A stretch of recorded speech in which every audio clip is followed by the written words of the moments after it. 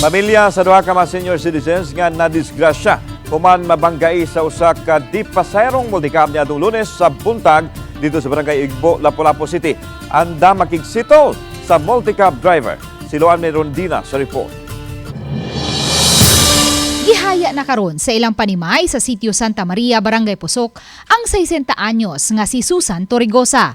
Sakit man alang sa pamilya, ang kalit nga kamatayon sa ilang inahan, apan buot nilang tumanon ang gusto sa ilang inahan nga dili magtanom og kalagot ug maglikay sa kagubot.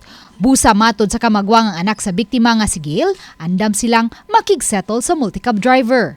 Si mama, ibutan kayo niya abok nga. Hindi sa dyan na siya ganang gupot. Wala ko'y peace of mind ni Nana.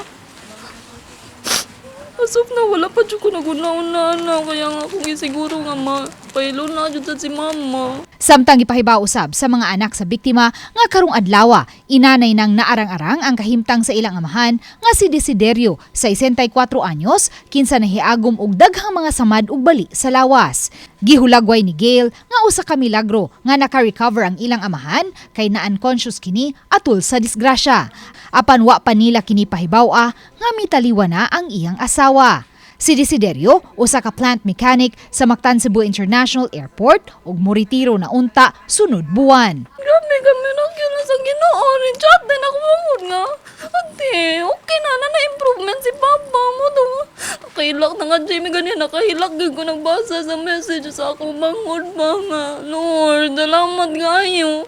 Sa pagkakutlo ning balita, wala pa makuha og habig ang multicab driver kinsa gitanggong na karon sa custodial facility sa Lapu-Lapu City. Hinuon ugmang adlaw, subling magatubang ang pamilya Torregosa ug ang pamilya sa multicab driver ug ang operator sa multicab. Uban ni Marlon Melgazo, Luan Merondina, Balitang Bisdak.